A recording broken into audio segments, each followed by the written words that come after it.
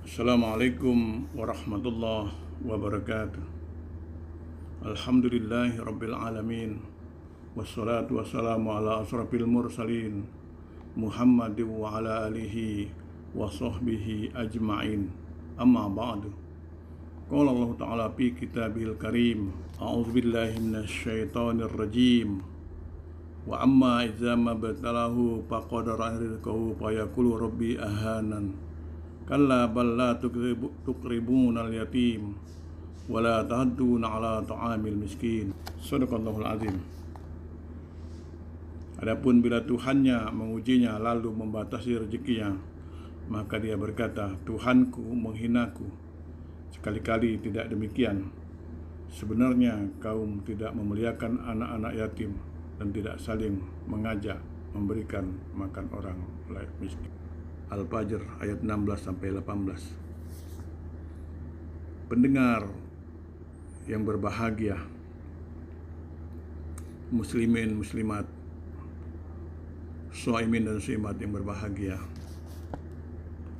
Manusia lahir di muka bumi ini memiliki garis hidup yang tidak sama.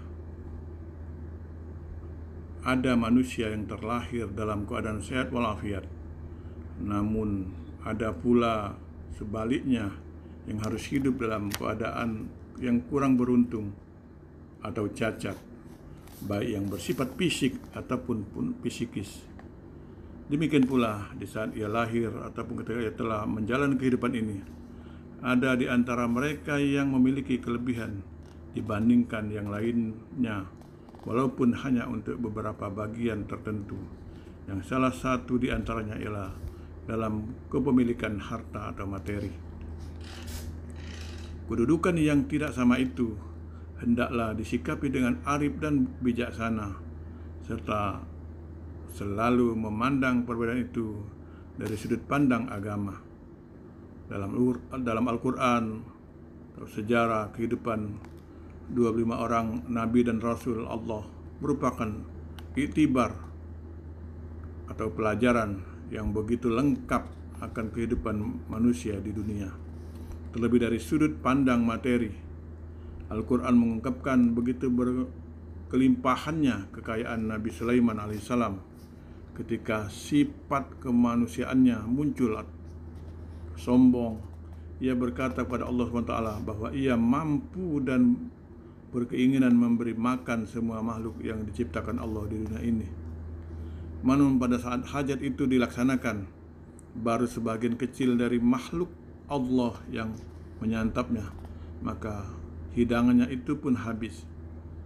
Menyaksikan hal demikian, Nabi Sulaiman alaihissalam baru menyadari bahwa kekayaan atau kekuasaan yang ia miliki hanya bagian yang sangat terkecil dari kekuasaan Allah. Di bagian lain dalam Al-Quran tergambar kehidupan Nabi Ayub yang lama dilanda suatu penyakit atau penyakit menahun dan kekurangan harta. Keadaan di mana ia pun harus rela ditinggalkan oleh orang-orang yang dicintainya. Namun semua keadaan itu dilakoninya dengan sikap yang istiqomah. Manusia diujinya dengan kenikmatan dan kemuliaan, dengan harta kekayaan dan atau kedudukan. Akan tetapi ia tidak mengerti dan memahami kalau semua itu ujian yang kelak akan dipertanggungjawabkan. Manusia mengira bahwa rezeki dan kedudukan itu sebagai indikasi yang menunjukkan bahwa ia berhak mendapatkan kemuliaan di sisi Allah, dan sebagai pertanda bahwa Allah SWT telah memilihnya. Lalu ia beranggapan bahwa ujian itu sebagai balasan yang mengukur kemuliaan di sisi Allah SWT dengan banyaknya karunia yang diberikan kepadanya. Ada kalanya Allah SWT menguji manusia dengan mempersempit rezekinya. Lantas ia mengira bahwa ujian semacam ini sebagai balasan dan dianggapnya sebagai hukuman. Ia memandang bahwa kesempitan rezeki itu mengindikasikan kehinaan di sisi Allah Subhanahu wa taala. Karena dipikirnya Allah tidak menghinanya.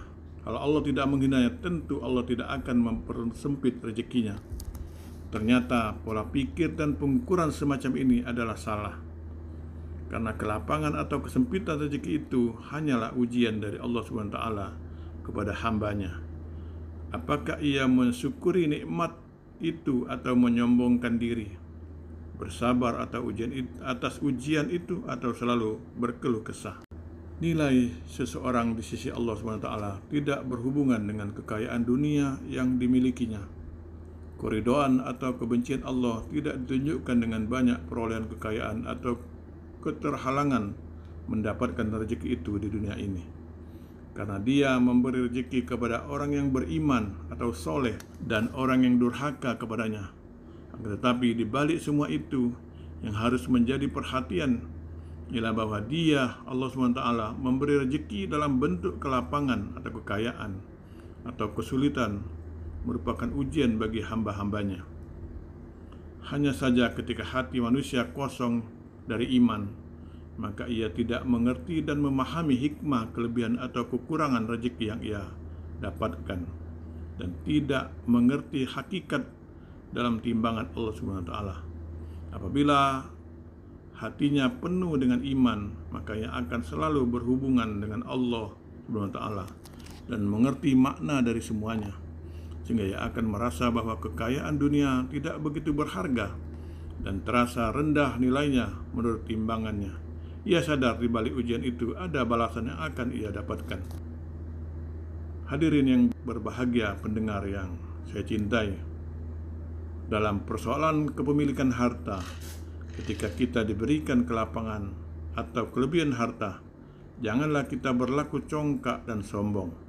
Lihatlah ke atas bahwa masih banyak mereka yang memperoleh lebih dari yang kita miliki. Dan jika seandainya kekurangan atau kesempitan itu ada di kita, cobalah melihat ke bawah sebagai sebuah perumpamaan bahwa masih banyak orang yang lebih susah atau melarat dari kita. Kenapa kita selalu mempersoalkan lebih kurangnya sesuatu yang bersifat materi atau lahiriah semata, tapi kita hampir tidak pernah mengukur diri dari nilai ketaatan atau ibadah kita pada Allah SWT. Mulai saat ini, mari kita alihkan pandangan, pola pikir, dan mulai menghitung seberapa dekat kita kepadanya. Pendengar yang berbahagia, ini saja yang dapat saya sampaikan pada kesempatan ini. Mudah-mudahan bermanfaat bagi kita semua. Nasrun minallah wa fatun qarib. Wassalamualaikum warahmatullahi wabarakatuh.